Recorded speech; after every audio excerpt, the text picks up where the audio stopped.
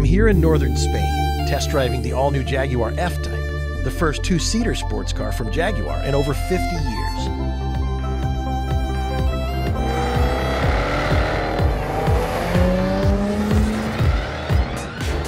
We start our journey in the first of three available models, F-Type, F-Type S, and the F-Type V8S, each with its own distinct growl under the hood.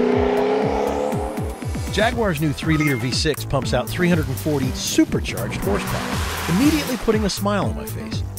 And yes, I tortured that car through the slalom-like roads and small villages that were scattered along the high-speed route between Pamplona, Spain and southern France.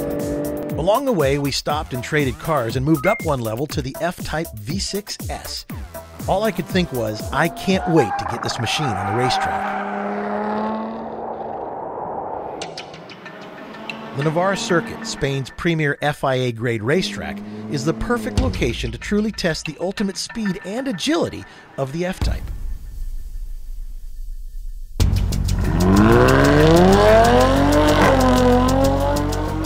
With the 15 corners along this 2.5-mile course, the V6S, with its all-aluminum double wishbone front and rear suspension systems, provide precise body control.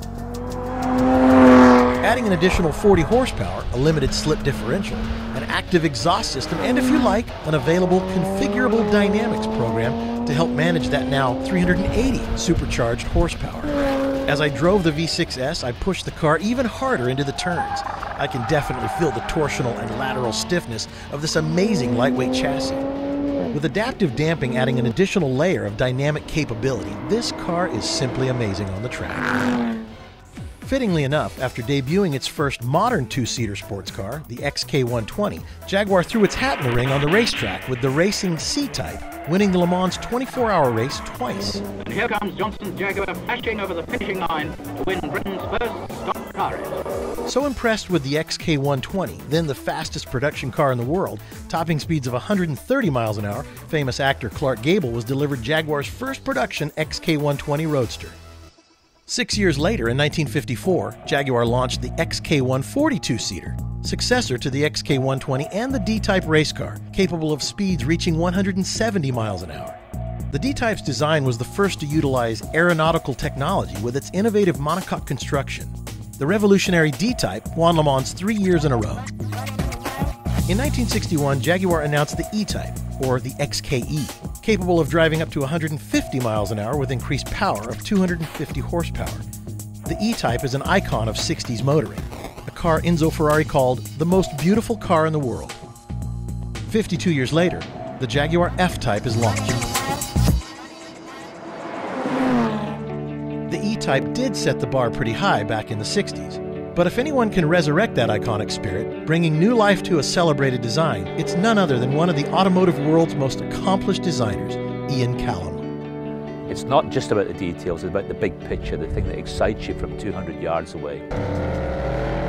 You have to design Jaguars from the ground up. You have to design them with the philosophy of beauty of line, purity of form, and these great, exciting proportions. Exactly what the E-Type has, but it evolves in a different way because this car is the 21st century.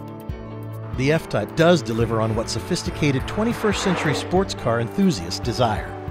And with its optional configurable dynamics program, the driver can tailor a number of the dynamic features to personal taste. It even includes a lap timer and G-meter functionality. One of the nice features about the car is we have a line that emanates from the front of the car. It sweeps through the door and just disappears. There are one or two cues that were perhaps influenced by the E-Type. There's a bonnet bulge down the middle there at the bonnet, and the haunches at the back that sculpt into the rear end, and then across the back you'll see these beautiful tail lamps, which I have to say we were greatly influenced by the E-Type tail lamps. We wanted to drop the back off in a sort of teardrop way. We wanted to give it a lovely elegance as it sweeps off the back of the car. It means that the trunk lid is actually quite low, and so we now have a deployable spoiler that comes up at 50 miles an hour to give the car all the aerodynamic needs for the stability the car has. And the interior, very simple architecture. We've got one strong line that comes off the dashboard and envelops the center console. It kind of wraps the driver inside the cockpit of the car.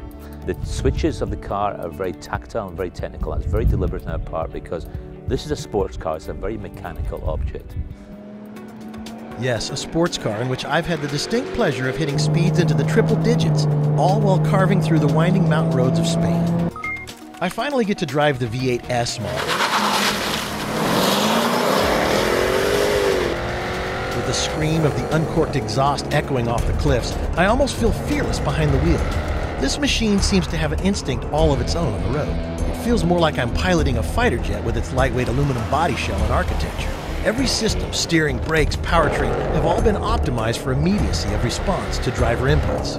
And with its 495 supercharged horsepower driving through an 8-speed quick-shift transmission to an electronically controlled limited-slip differential maximizing traction, you best hold on tight. There's no doubt Jaguar's monumental endeavor with the launch of the new F-Type is a success. It has everything a true sports car demands, and then some. With impeccable design and engineering, the F-Type is sure to add to an unprecedented list of Jaguar sports cars.